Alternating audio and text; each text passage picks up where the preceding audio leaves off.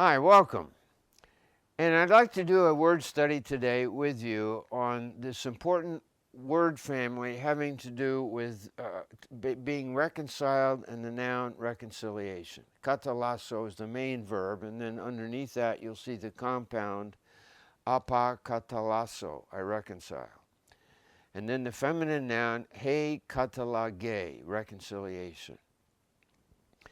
Terms that were so important in Paul's day, but terms that are also so important for us in the 21st century.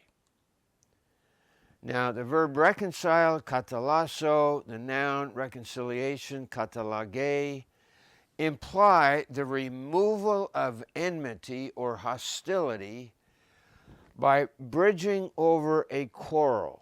These parties which formerly had been hostile to each other now stand reconciled. They are in a reconciled condition. And for Paul, the way of achieving reconciliation is not some kind of plastic pretension that everything is okay when it's not okay. People who are to be reconciled must effectively grapple with the root cause of enmity. And you'll see in a couple examples there below. There are three main emphases with reconciliation. First of all, God effects reconciliation, and therefore people must receive the reconciliation that God offers. Secondly, the cosmic Jesus reconciles the universe. The whole of the cosmos is reconciled.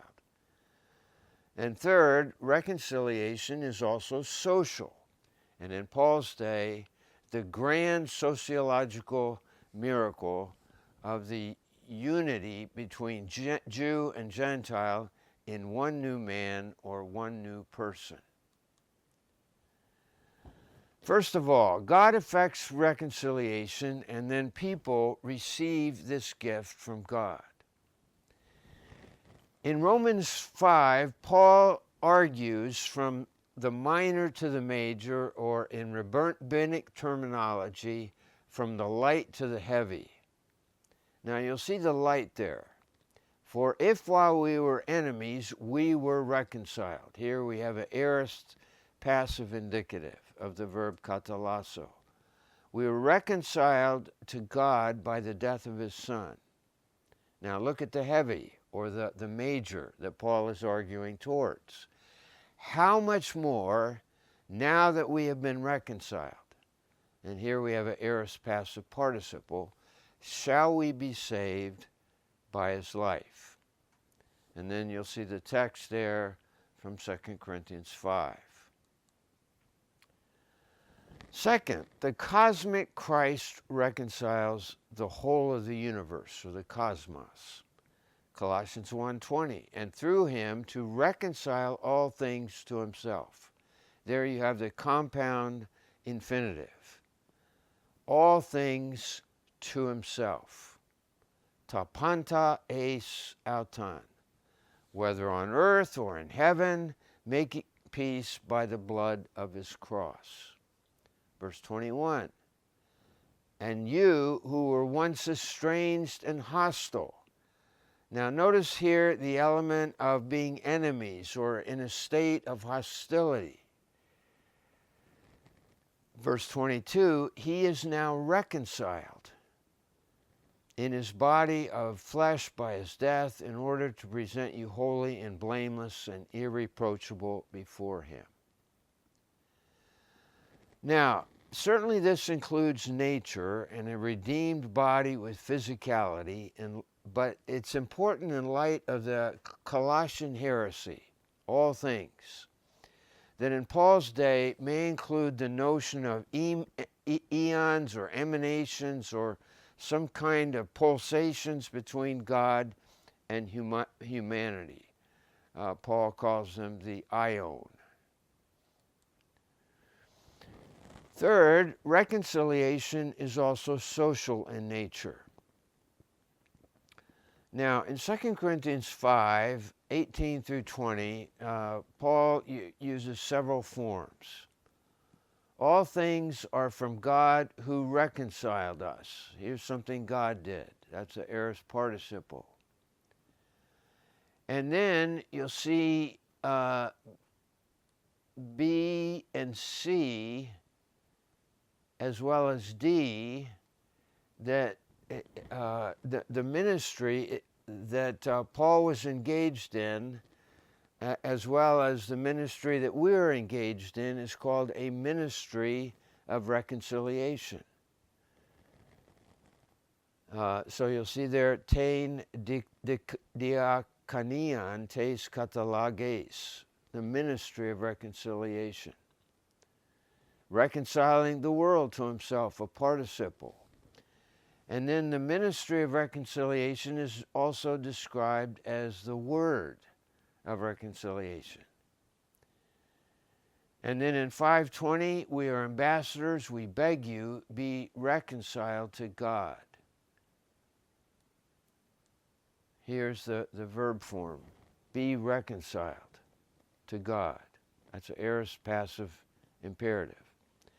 Now here, the ministry is spoken of by the actual message, be reconciled. So God effects the reconciliation. The ministry is a ministry of reconciliation, and the actual words of the ministry of our preaching is that of be reconciled, or receive the reconciliation that God himself offers. The human need for reconciliation. As I mentioned, genuine reconciliation necessitates an effective grappling with the root cause and its removal. And once this happens, there can be the restoration of trust, fellowship, communication, and love. I just provide you with some examples here. Marriage, family, labor, management, church, God. The primary focus here is that of reconciliation with God, that is then followed by the secondary reconciliation of people with each other. Spouses that are at odds, parents that are at odds with their children, or people groups, races, and we can also extend this to the numerous isms that are very, very present and alive in our day. In Galatians 3:28, Paul says that differences which formerly had separated people have now been abrogated. They've been done away with by the coming of Jesus. Jew, Gentile, slave, free, male, female. In our day, such an ongoing need for reconciliation that is racial. But let me also include all the other isms that are alive in our day. Now let me draw a distinction here between forgiveness and reconciliation, and it's important. Forgiveness can be unilateral when reconciliation is not possible. God has given us the ability to forgive others when it's not possible to be fully reconciled. To be sure, reconciliation is the goal. But there are any number of occasions where reconciliation is not possible. But reconciliation involves two parties coming together after hostility, when the root cause of emotional hurt has been dealt with, so as to restore communication and trust. Perhaps you can think of it as a business transaction of being in emotional debt, owning the debt and asking that the debt be released. Now, by way of application, there are two pitfalls I think that are important to be avoided. First of all is the language of I'm sorry, but. That little word but really undoes the emotional need that is a debt that is being asked for to be released. With that little word but, people are explaining something. So if you say to your wife, I'm sorry for the hurtful word I spoke to you before leaving for work, but I didn't sleep well last night. That little word but with the clause undoes the asking for forgiveness. And secondly, the other pitfall is the words, that's okay, when it wasn't okay. It is much better to say, I forgive you for the hurt that you caused me. So those are two pitfalls, but they're certainly alive and well in our language and idiom today. In terms of communicating reconciliation, it's not primarily to announce the threat of God's anger, but to joyfully announce the offer of God's love, to receive the reconciliation of his love. What do we see when we imagine Jesus dying on the cross? I don't hear God saying, that's okay.